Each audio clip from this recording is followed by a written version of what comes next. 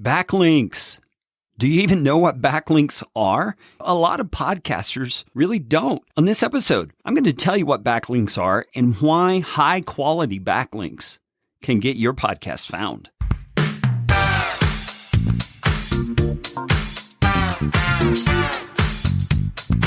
My name is Kerry Green, and I am the Client Happiness Guy at podcastfasttrack.com, and this is Podcastification. This show is all about podcasting. How to do it, how not to do it, best practices, interesting news items that have to do with the realm of podcasting, and who knows what else. And I'm trying to do it all with a little bit of fun and some information to help you get a show going, keep yours going, or make it better. And if you like what's going on here on the show, I would appreciate it, so appreciate it, if you could leave a rating or review on iTunes. You can find out how to do that at podcastfasttrack.com/review. That's enough of that kind of stuff. Let's get you podcastificated right away.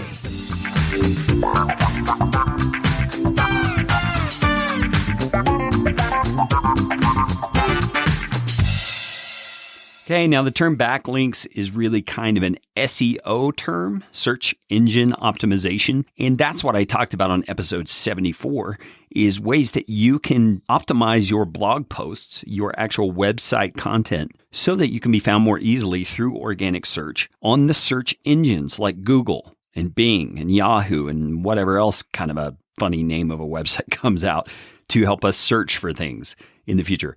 But this episode is going a little bit deeper into that idea of getting organic traffic to your website. So in this episode, I'm going to dig into the topic of building high-quality backlinks. Now, this is not something many podcasters do. It's not something many podcasters know how to do. And that's exactly why I'm going to tell you what it is and how to do it.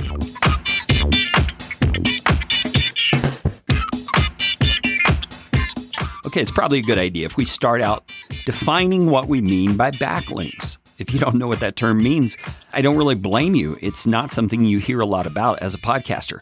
So a backlink, what is a backlink? Well, a backlink is essentially any link out there on the internet that points to your website. So you see links like this all the time, but you don't think of them in terms of backlinks. For example, say that you go on to foxnews.com and you see a link within an article that's pointing to some other article, like it's citing the article as a resource for where it got its information. Well, if you're to click on that link that you see, it will take you to that other website. That link is a backlink for the website you just went to. Do you understand what I'm saying? It doesn't belong to that website. It belongs to Fox News. But it is pointing to their website, and so they would refer to that link on the Fox News website as a backlink. Now, you may think about that, and you say, well, backlinks, that's on somebody else's website.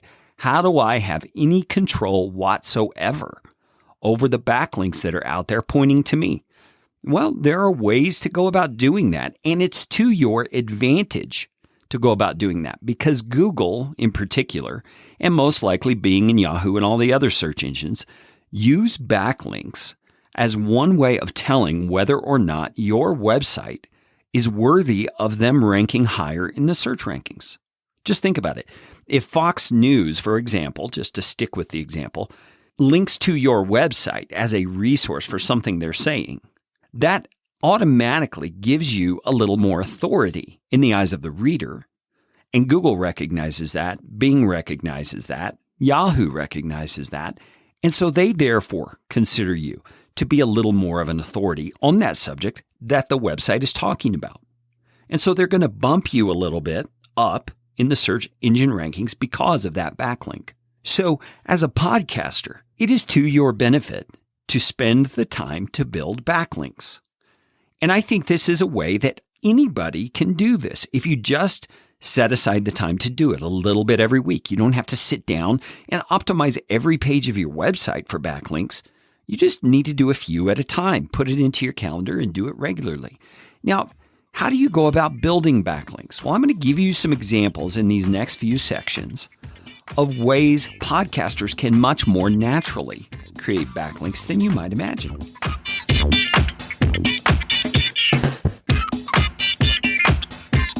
All right, I think one of the most obvious ways for podcasters to build backlinks is to do so in cooperation with the guests that they have on their show. For example, you can listen back to some of the episodes that I've recorded before, and I've done interview episodes with various people. There's Rob Walsh. There's Tom Schwab of Interview Valet. There's the guys from cleanfeed.net. There's Josh from Zencastr. And you can find all those back episodes in my catalog. And what I didn't do at the time, and I'm slowly but surely going back through those old posts to do what I'm about to tell you, is to build backlinks from those. Now, how would I suggest you do that? Well, let me just use Josh from Zencastr as an example. I can go to that episode, I can see the things that we talked about, and I can reach out to Josh personally. You see, Josh already knows me on a first-name basis. In fact, we just met at Podcast Movement in Anaheim. It was great to connect with him in person finally.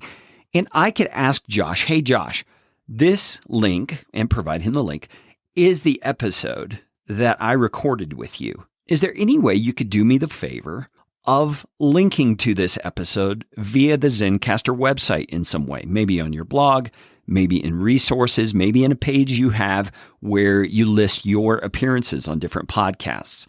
You see, and what I'm doing is I'm asking Josh to do two things. Number one, he is helping me, and people love to help people. He's helping me by giving that link to my podcast episode because he is probably going to understand the power of backlinks. But secondly, he's actually positioning himself in a higher place by saying, look at Zencastr being featured on this podcast. You see, it's not just a good idea in our mind. It's a good idea in this podcaster's mind. And you see the point. You see, Josh is going to get benefit from it, and I'm going to get benefit from it. It's a win-win situation to reach out to your guests. So I can go back through all of my episodes where I've had a guest, and I can reach out to that guest again, and I can make my backlinking strategy more effective. But you don't only have to do it retroactively, meaning on episodes you've already published.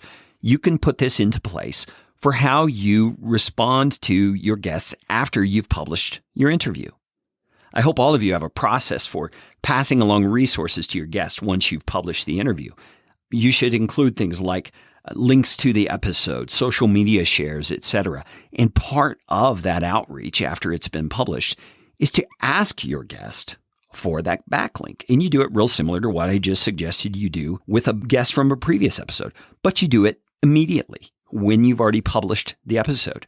And that enables them to do it while it's top of mind. It enables you to have the opportunity to connect with them while the iron is still hot, so to speak.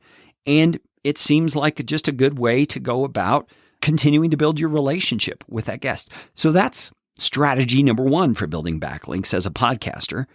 Reach out to your guests. It's a very natural way to get that backlink.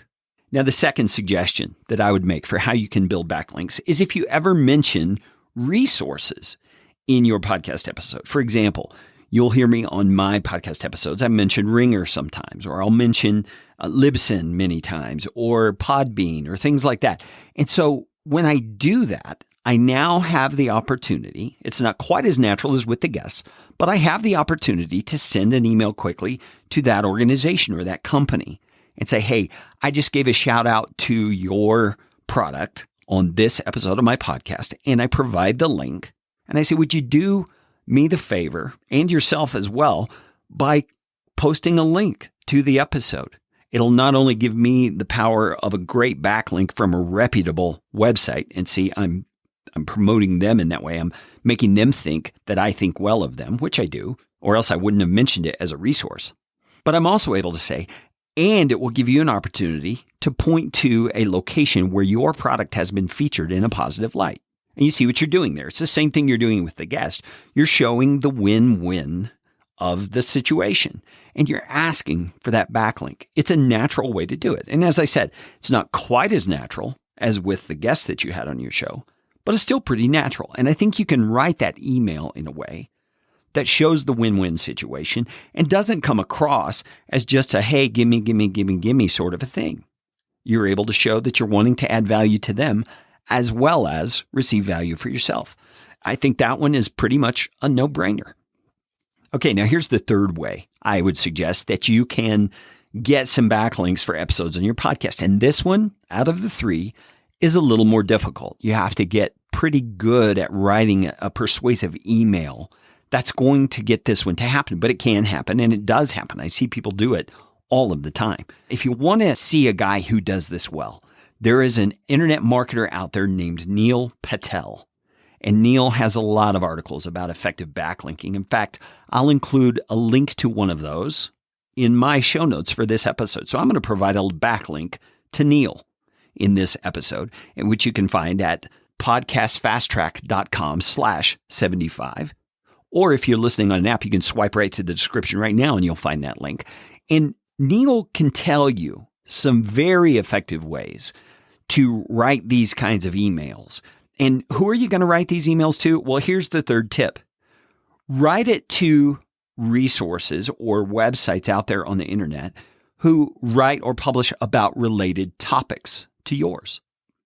So say your episode is about underwater basket weaving for pregnant women. You might reach out to websites that have to do with pregnant women, websites that have to do with underwater basket weaving, websites that have to do with women in general. You see, you get the point. There are all kinds of little tangents off of your topic that you talked about in that episode, where someone out there who's writing their own great content would benefit from having a link to another resource in their web article.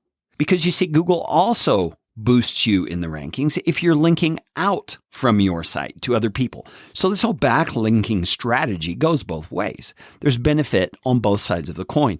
And if you are reaching out kindly in the ways that Neil suggests in the article that I've linked to, you can provide that resource to somebody because your podcast episode has to do with the same topic that they're talking about. Now, this one takes a little more research. Obviously, you've got to Google some sites and find things that you want to be on. You also don't want to be on just any old site.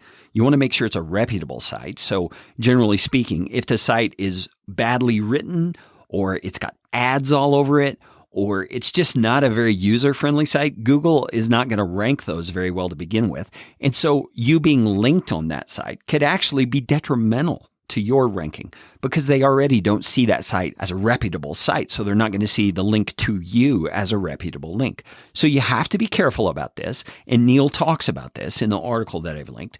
But it is a valid strategy. And Neil actually gives you some stats and some examples of how he's used this strategy to rank blog posts in a very short amount of time. Now, keep in mind, this requires time, it requires know-how, and it requires consistency. Remember, you don't have to do all of this at once. You can do a little bit at a time. And if you begin doing it with every episode from here forward, in terms of reaching out to your guests, finding places to reach out to, and just make it part of your workflow, it's going to be much easier for you to do and to actually get caught up on your back work because at some point you're going to hit your break-even point where you've already done it on the future episodes and you're done with all the past episodes. And so now you're just moving forward with your new workflow. Hello? Backlinks. Man, I think backlinks are huge for boosting your podcasts in terms of the blog post that contains your podcast episode so that you can get more organic search. And let's just clarify that real quickly. If someone is searching podcast about underwater basket weaving for pregnant women, and that's what your episode was about, you want that post that you've published to come up as high in the rankings as you can. And that backlink is going to be an essential part of making that happen. Hey, if you have any questions, or maybe you are an expert on backlinking, shoot me an email, Carey, C-A-R-E-Y, at podcastfasttrack.com, and give me your suggestions, or your questions, or even your snide remarks. I don't mind. Hey, you know what time it is, right? It's time for you to go out and make it a podcastificating day. This show is brought to you by Podcast Fast Track, where my team provides professional podcasting services without the time suck. Full production, editing, and show notes, all in one monthly subscription package. You can find out more at podcastfasttrack.com. Now go out and make it a podcastificating day.